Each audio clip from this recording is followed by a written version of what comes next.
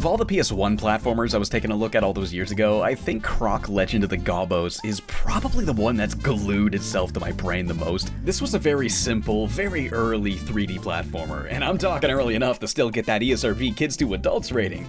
Yeah, it was 1997. We had Mario 64, Bubsy 3D, and Crash so far, but it was before Banjo, Spyro, and many others like the 3D Gex games. So this was still a pretty fresh space where the rules weren't exactly established yet. So you know, Crash ends up being basically a side-scroller except going forward, Mario was this open-ended playground of acrobatics, and Bubsy 3D was the broken tank controls game that made me want to cry. Funny enough, Croc's gameplay actually sits closest to Bubsy of the three, but it was far better. Like, it still had you moving the character with tank controls, but it was way more intuitive. Kinda feels like that style of controls done correctly, and it was actually pretty fun.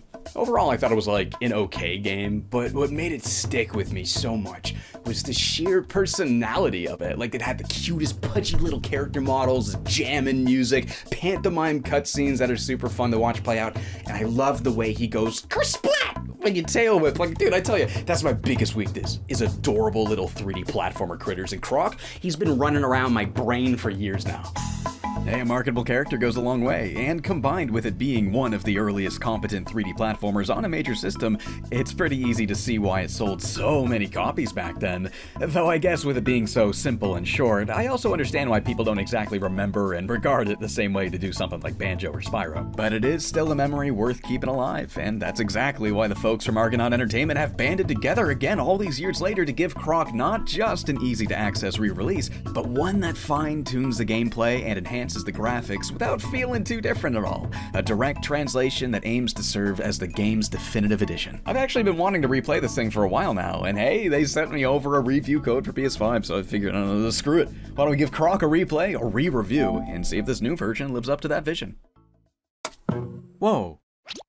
Whoa, that is slick. Okay, I already love those intro logos where like the characters are interacting with the company logo and stuff, but this is next level, dude. Like, this is like establishing something. This is showing you this is where we were back then when this game originally came out. They got a Croc 2 poster over there, and over there they got Bum to the Base to the Bickety Buck Bumble. Forgot they made that game. But yeah, it's like a way to establish a little bit of context here for those that may not know. I think this is genius. Logos from Titanium Studios and Big Boat Interactive, I guess, helped on this. I did a quick Google search for both of these studios, and it seems like they're all about helping to make new versions of old games. Ooh, that's a classic-ass loader screen. I love the new models. They look just like the cover art. Before we get to the title screen, we're first treated to a cute little intro cutscene. Back on PS1, I thought it was really refreshing to see a real-time animated intro, since most PS1 games tend to do the whole FMV thing. And man, this has got to be one of the cutest intros ever made for a platformer. Like, they find Croc with his little balloon eyes floating down the river. Long-lost little gator ain't got no family, so he's taken in by these little critters called Gobbos. Now, there's actually some argument over how to pronounce the name Gobbo. I've had a lot of people tell me it's actually Gobo, but I don't know about that. I feel like if there was one B, maybe it'd be Gobo, but there's two Bs, so it feels like Gobbo to me. I'm pretty sure the Gobo pronunciation came from an old Croc TV commercial. Croc, Legend of the Gobos. For PlayStation, Sega Saturn, and Windows 95. If you've gone to film school like me, a Gobo's a piece of film equipment. I ain't never seen any critter that looks like that, so I'm gonna keep saying Gobbo. That's what makes sense to me. They're pretty adorable characters. It's absolutely the big eyes. Originally, I thought the texture they used to convey the fluff or spines or whatever, I thought it was kind of gross looking on PS1, but it definitely looks a lot better now. And I don't just mean like it looks cleaner, I mean it looks easier on the eyes. They teach Croc to walk. They teach Croc to run. They teach Croc to fight. And as time goes on, Croc gets all grown up. But then in comes Baron Dante. That's a badass name. Big green, big mean, here to kill your spleen. He's an evil magician, and he comes with his minions to kidnap all the Gobbos. Now, it's up to Croc to save them all. And yeah, that's the whole story. It's very short, sweet, and simple, and to the point. Save the guys, that's all. But dude, it's a pretty damn endearing version of it. I love how it's all pantomimed. There's no dialogue, just animation. Oh yeah, that's it. That's the song. That's the one. That's still in my cranium, playing DJ all day long. Like, this thing's potent, dude. Those trumpets, this has been a phenomenon. Like, all the random things that just pops back in my head. Like, I'll be putting bread in the toaster, my brain's like... Title screen's all exactly the same as before, just HDified, of course. With Crocipedia, that's new. Oh wow, they got a lot of behind-the-scenes stuff in here. I'll have to check that out a little later. And right on, they still got those multiple title screens too. Well, guess we'll see what's new in the options. You won't be seeing that delicious low-poly PS1 controller anymore, of course, but you do have a lot of options customizing the game's look. You can change the models, textures, lighting, and even CRT filters all independently from each other. This is so cool. Having this much control over the graphics, oh, I freaking love that. I do kind of wish there was an option for the old PS1 resolution though, because I love the way chunky pixels look, and being able to combine that with the new models and experiment with the lighting and stuff, that would have been a really cool option, but nah, well, it's not a big deal. Maybe they could add that. That'd be wicked cool. I guess you can kind of do that with the retro display option, but I just don't really like the look of CRT filters. I wish I could do it without the filter. But anyway, that's enough menus. Why don't we jump into that new game finally? Well, goddamn, it's pretty easy to tell just how different this looks right away. Now, when you're remaking a game, you know, a lot of times they go with this look that's adding all of this detail, like the fur, denim, or whatever, but no, here, Croc feels just as simple as he did before. They didn't paint new scales on him or try to make his claws look ultra realistic. No, none of that. It feels like they went for what you were looking at on the cover of the game. Reminds me a lot of that, the Mario 64 Render 98 project, you know, all the textures and models, they're bang-on representations of what they used to be, just far cleaner, like we're looking at the pre-rendered version. Instead of being this entirely new interpretation, it feels like we're looking at what was in their heads back then. Or at least a version of the graphics that leans more in that direction. Yeah, I guess that's really what it is. It's not so much recreating the box art, as much as it's like taking the existing graphics and bringing it closer to the box art. And yeah, I'd say it's a pretty good middle ground. I think it looks fantastic. Now, while the options menu lets you customize it all entirely, you can also just quickly swap back and forth at any time just by pressing that touchpad. And this is an amazing way to see firsthand just how different this all looks. The new atmosphere in the underwater levels have, for example, and even that feels a lot closer to the old posters. It's unbelievably clean, and it's so readable still too. Like, they didn't add all of this new clutter or pointlessly place new objects just for the sake of greater detail. No, they kept what you're looking at more or less identical. The model size, the amount of objects, the collision, even the 2D elements, they're still 2D, just with brand new ultra clean sprites, and it looks fan-freaking-tastic. Now, I know there's a lot of debate over how remakes should handle their art styles, and I don't really think there's any one right way to do it. You know, sometimes an experimental new art style can be a pretty cool way to re-explore something. But for something like Croc, you know, a game that's far less in the public consciousness and it's just trying to remain here as it was, I'd say this is the way to go. Okay, well, controls time. How does this new version play? So the tank controls are still available. They're right there on the D-pad. You can use that to back up, move forward, and steer still, and you can also use the shoulder buttons to sidestep and strafe as well. This continues to be a really great way of making those little adjustments, like when you land on a small platform and you want to quickly adjust your footing. And it was also just a cool way to move the character. You know, if you're like circling around something and dodging an enemy, for example, you'd steer around with the pad while also nudging him to the side with the shoulder button. Man, I think the only other game I've ever played that feels like this is Kingsley's Adventure on PS1, and I think that's still a really fun way to play a game. Mostly because you don't get to do it this way very often, but I don't know, like being able to lean left and right while moving, there's something weirdly satisfying as hell about it. What made the controls so seamless for Croc though was how jumping would change the D-pad from steering to more traditional control. So if you're in the air, left and right won't steer you, it'll move Croc that way directly. Now Bubsy 3D also tried this as well, but A, the nauseating camera made it a hassle, B, the height you had to jump made you overcommit every jump, and C, the terrible hit detection would kill you all the time. This is that, but good, but really good feeling. The quick hops for repositioning yourself, the split-second readjustments before each committed action, and the diagonal jumps you gotta make whenever you don't have enough time for those readjustments. All of that is still here, completely intact for the people that love the classic controls of Croc. Now, pushing that left stick is where you get into the modern controls, and dude, they feel buttery smooth. I'm talking smoother than my brain, yo! Just like any modern game, he'll just move that way. It feels just like Croc 2 did. Okay, well, kind of. Croc did feel a bit lighter in that one, actually. Here, there is still a little bit of weight behind the movement. Now, it's not like a delay or anything, but there is this subtle sense of, like, pulling him forward. And I like that a lot, because that is how the tank controls felt. They had weight. So you get this new, far smoother, far easier movement, but it does keep a little bit of that sense of weightful commitment. Now, analog control isn't actually entirely new here. The original Croc on PS1 did support the analog sticks, though it didn't feel great. I always just went right back to the tank controls on that version. The problem here was that I was trying to recreate an analog feel, but it was doing it through the existing tank movement, so see if I push directly backwards, he'll back up, like I'm pressing down on the D-pad, but anything a little bit to the side, see, like he tries to circle forward and to the back, like as if I'm pushing forward and right, so it was really hard to move him in the direction you want him to without him taking some unwanted steps forward first. It just ended up giving the original game a really slippery feel that didn't feel very good. I was always scared of like falling off of ledges.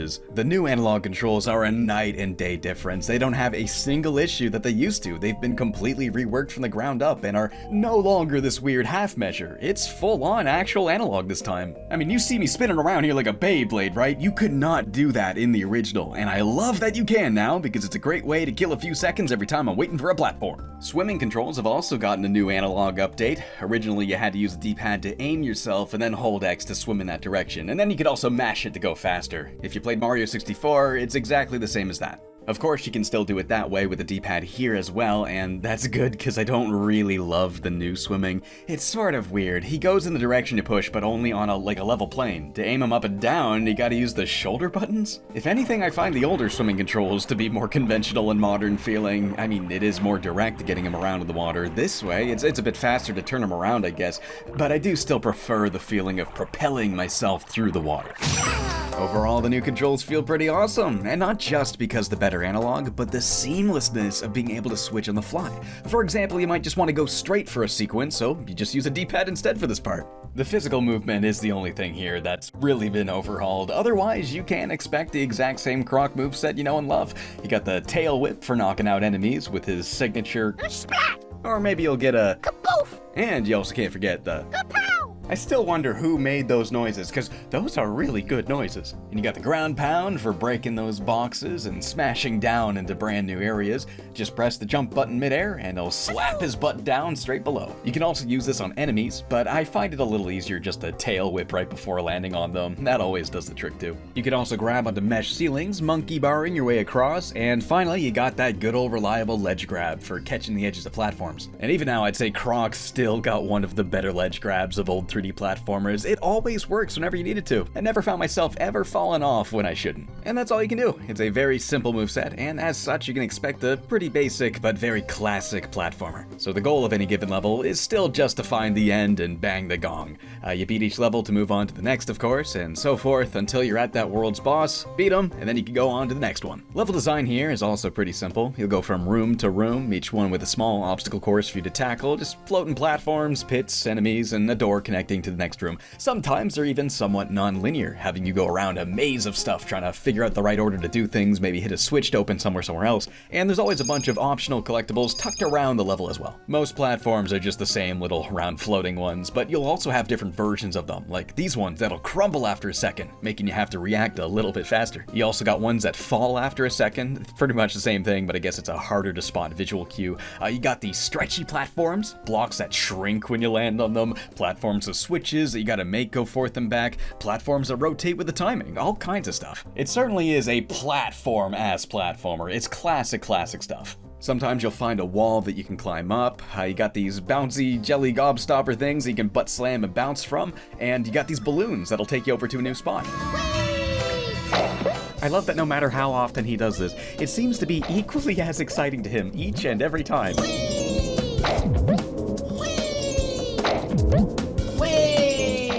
So as you're going through each level, you can pick up all of these gems. If you grab 100, you'll earn a 1-up. But they also serve as a shield, protecting you from one hit. Yeah, it's Rings in Sonic. As long as you have one, you'll survive, but you'll drop all of them. Get hit with 0, and Croc's donezo. They all fall out of you, so you get a chance to scoop some of them back up before they're gone. Kind of neat seeing Croc do this in 3D before Sonic did. As for the more substantial collectibles, every level hides 6 gobbos you can rescue. You'll find 5 of them throughout the level, some trapped in cages you gotta find a key for, some inside breakable boxes, boxes, and many others just hanging around. The 6th and final gobbo, however, will always be tucked behind that level's bonus door, right at the end beside the gong. So the end of every level basically gives you a choice. You can end it the normal way by whacking the gong, or you can collect all 5 of the hidden colored crystals to open that door, tackle the bonus challenge, whatever it may be, grab the last gobbo, and then finish the level by ringing the gong in there. Just to be clear, nothing's different depending on what gong you hit. It's just them giving you a way to finish the level from the bonus room too. But yeah, the bonuses really range. Many times it's just a simple platforming sequence, but other times it'll be a mini game. Like here, where you gotta keep pushing these switches to blast away these sheep as they pop up. This one here is kind of like a puzzle. You got this big row of boxes. Oh, I gotta pick one. Better be the right one.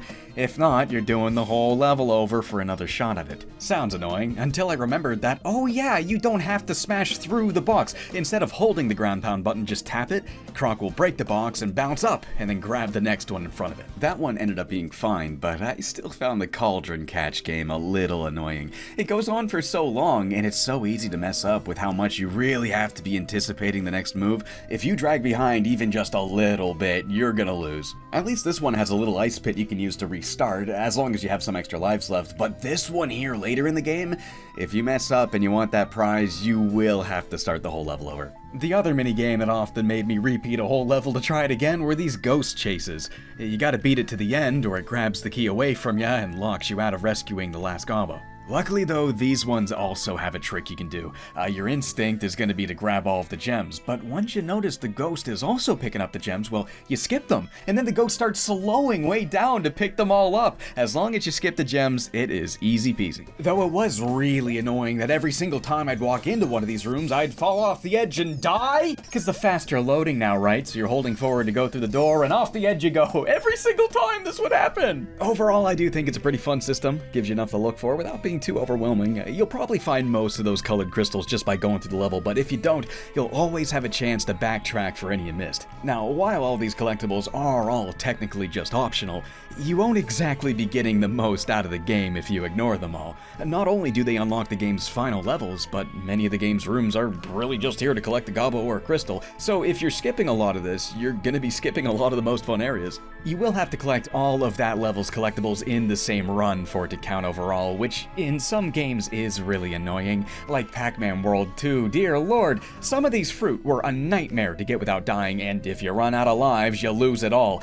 Combine that with some real frustrating levels, and you've got a completion nightmare. Croc, on the other hand, is a blast to complete. Getting everything in the level can be challenging, but it's not bullshit. The levels aren't too long, and it's pretty easy to grind for lives, so if you do find one level annoying, you can just whip back somewhere, repeat a bonus area a couple of times, and grab a bunch of extra Crocs and then not really have to worry. You know, the live system is actually so forgiving, it kinda makes me wonder why it's even here. Now, I used to think limited lives were only annoying, but man, Clock made me realize just how fun it can make a game. I just don't think it should be the only way to play, which is why I'm glad games like Crash 4 and Sonic Mania keep those options for people that like them. It's just an easy thing to make really imbalanced, which is why it sucks so much in so many games. Here, however, it's sort of the opposite problem. Instead of making the game too annoying, it's too easy to bypass, so it doesn't even matter.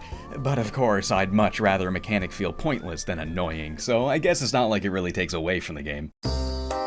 Well, the boss fights are just as easy as they were before. They hardly felt like anything in the original, and that hasn't changed one bit. They do have a health meter now. That does help a lot. It was kind of hard to tell if you're even doing anything in the original to them, but now it is crystal clear. And I still love those intro cutscenes. Baron Dante shows up and turns some random little critter into a big evil boss guy. I wonder if they were drawing influence from how Kamek would do that in Yoshi's Island. Though Kamek's got like a big magical spell going on here. It's like a whimsical effect.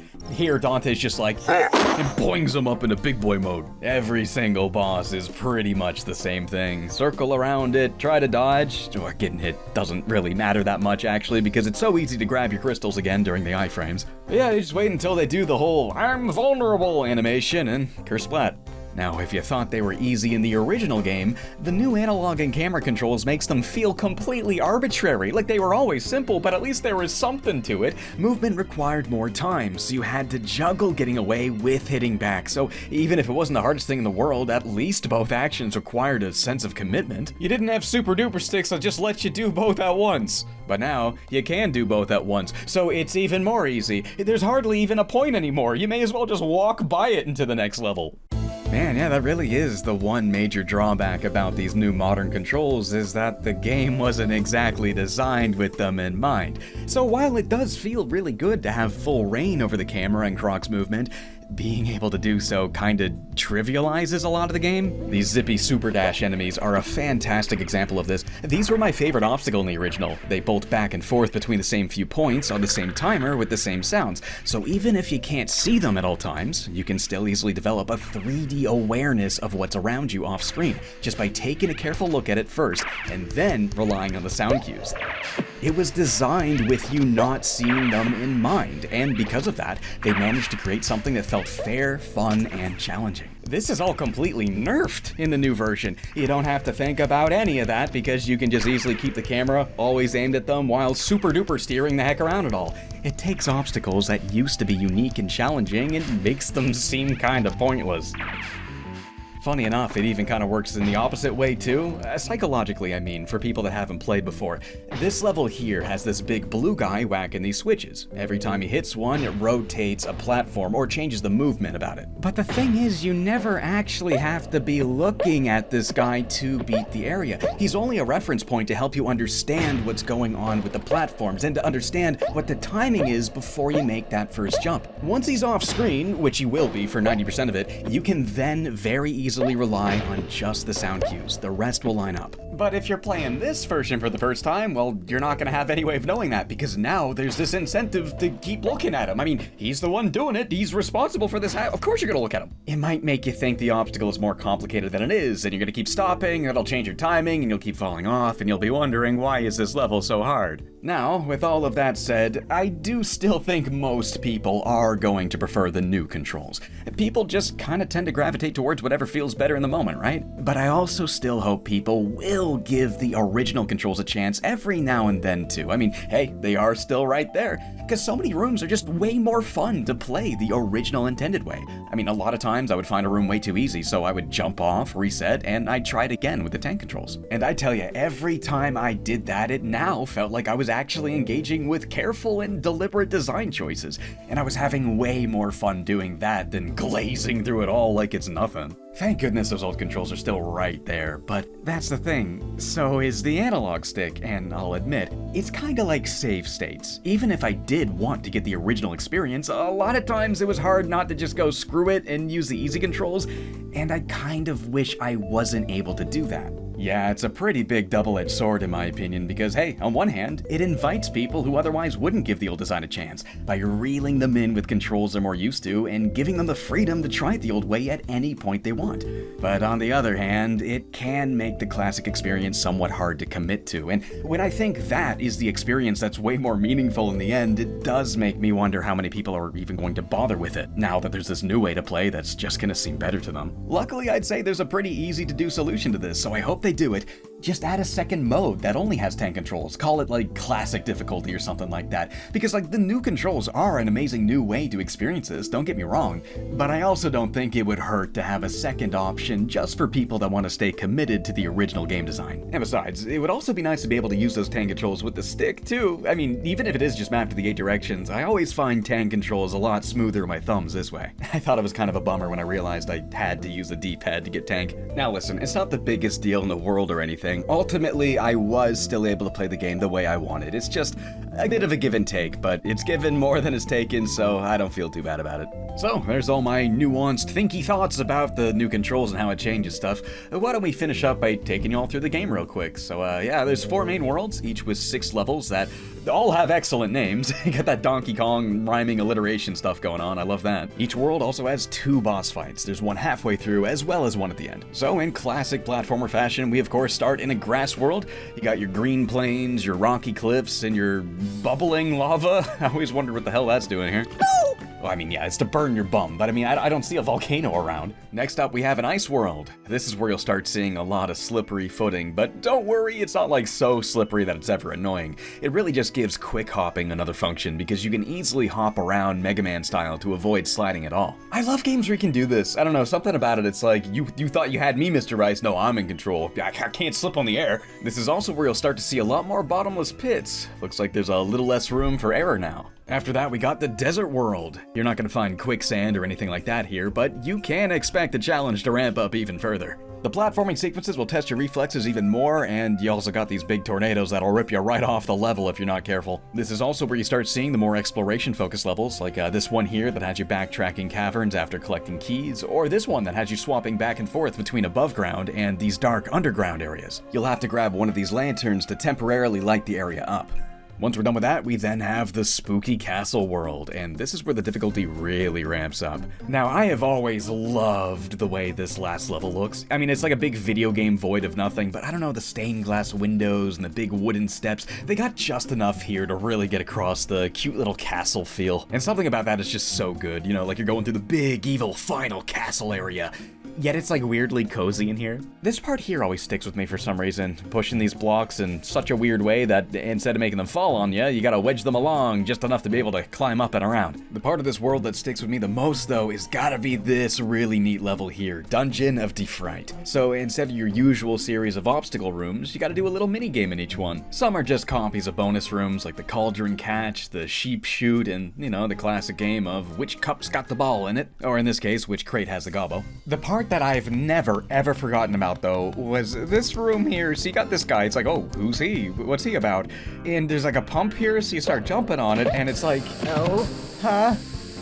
Wait, what are we, what are we doing to him? And eventually he blows up! You kill him! What is this, torture me Elmo? So I guess the puzzle here is you have to push him towards the door and blow up the door, and sure, that's cool and all, but it's like why is, who is this? Why are we doing this to him? What even is this place? What is this room for? Who made this room? What did they do down here? What are we doing down here? Some of the enemies down here are also pretty cool. I love this big knight guy at the start, he's awesome. These Grim Reaper guys are also funny too, though they can be pretty tough to get past. Once you're done making your way all the way through Baron Dante's castle, it's time to take on the Baron himself. So yeah, I guess I'll call spoilers here since I'm showing the ending, as well as the secret world and the secret ending. So yeah, here's a chance to skip if you care. The final battle with Dante is, of course, pretty underwhelming. I mean, it's a little challenging with the tank controls, but yeah, it's your usual dodge and hit, just like all the other bosses. Though I guess it is kind of tricky to dodge that spell blast move he does. Though, as usual, if you have one gem, you're basically invincible. One thing, it is sort of cool being able to see the attack animations a lot easier. I mean, before you always had to look away when dodging, but now you can just look right at them. I didn't realize how much he was being animated. Without too much effort, we land the final blow, and the Baron is toast.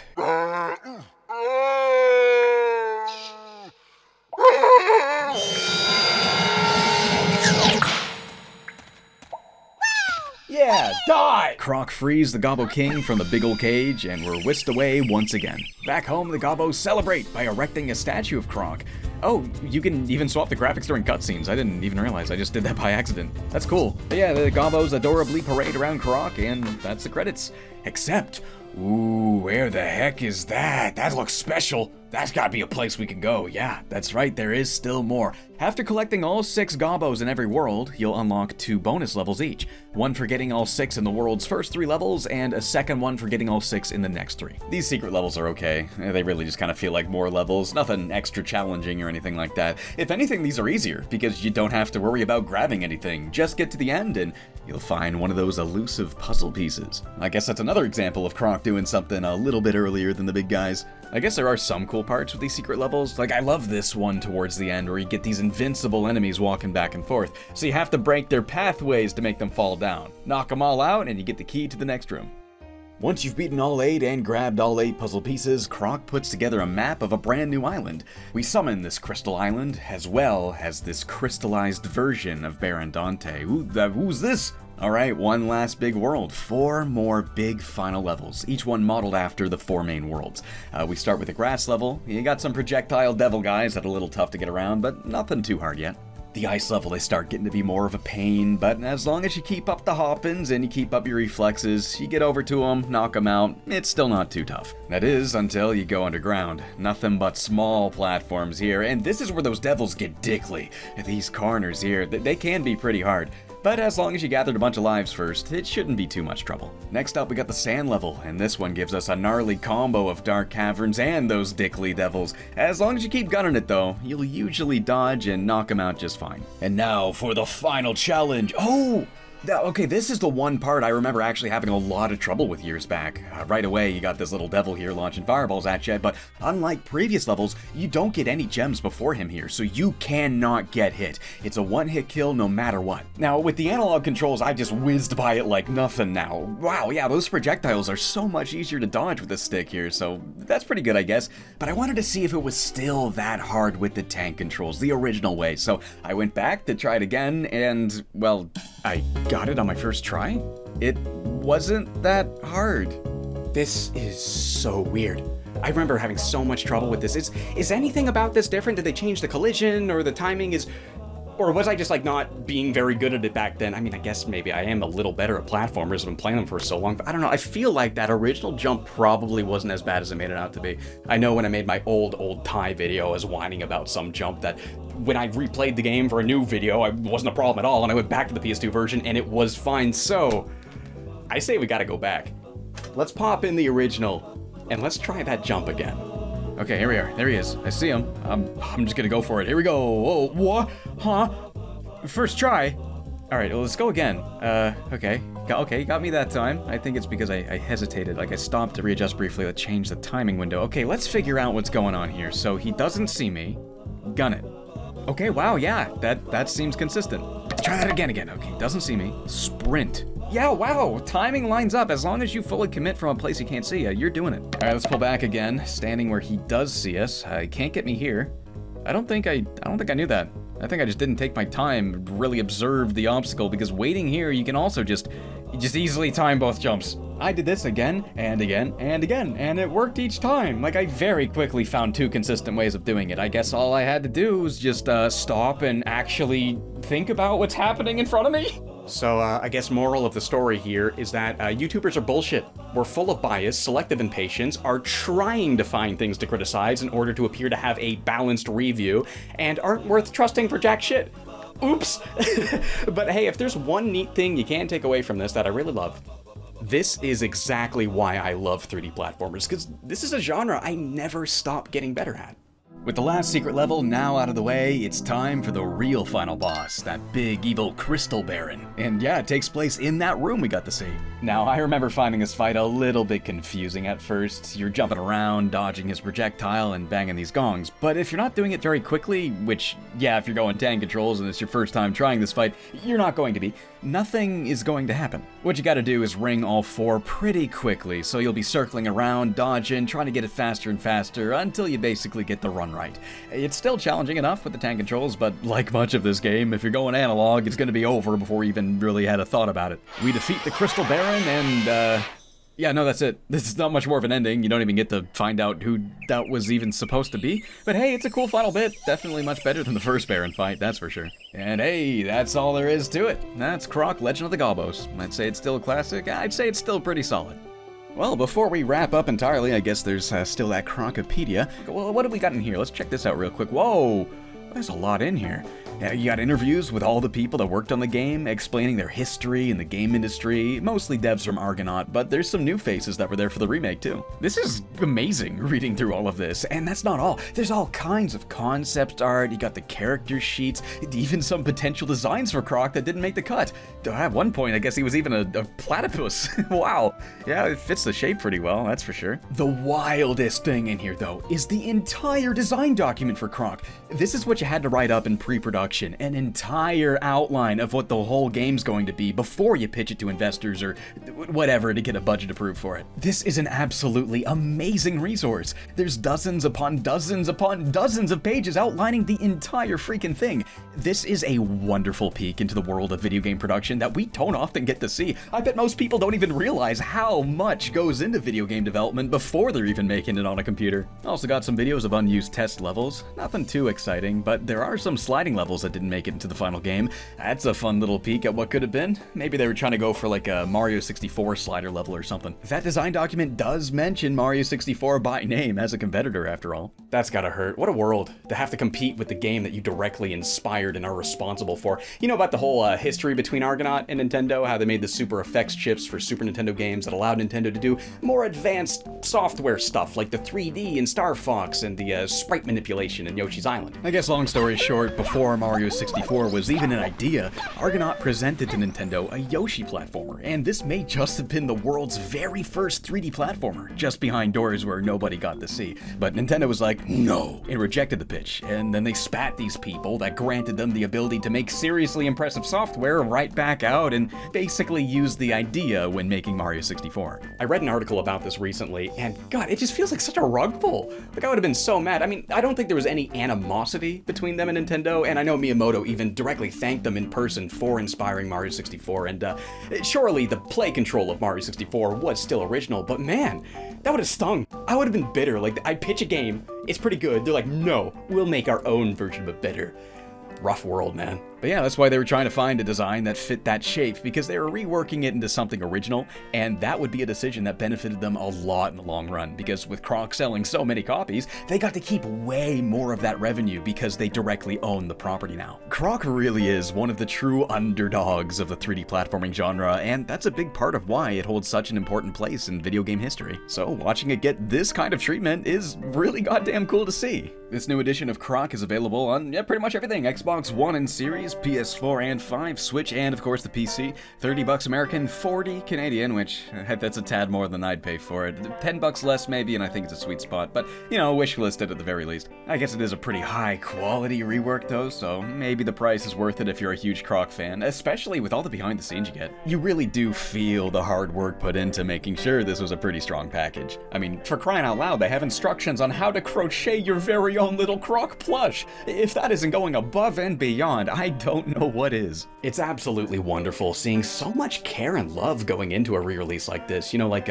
those Tomb Raider ones recently. Same ballpark as that, just a straight-on translation that doesn't change too much, optional new coat of paint, optional new controls, optional smoothness for newer audiences. But yeah, I'd say this how it ought to be done. This is a great new way to play this. It's definitely the best way to play Croc now, even if I do think there's one or two things they could add. But yeah, as for the game itself, I do still think it's an absolute classic. I do still think it's just kind of okay, but it's fun, it's challenging enough, but overall, it's adorable, and you're gonna remember it forever. So yeah, check out Croc, Legend of the Gobbos Remastered. It's on everything, and yeah, please remaster Croc 2 and give it 10 controls.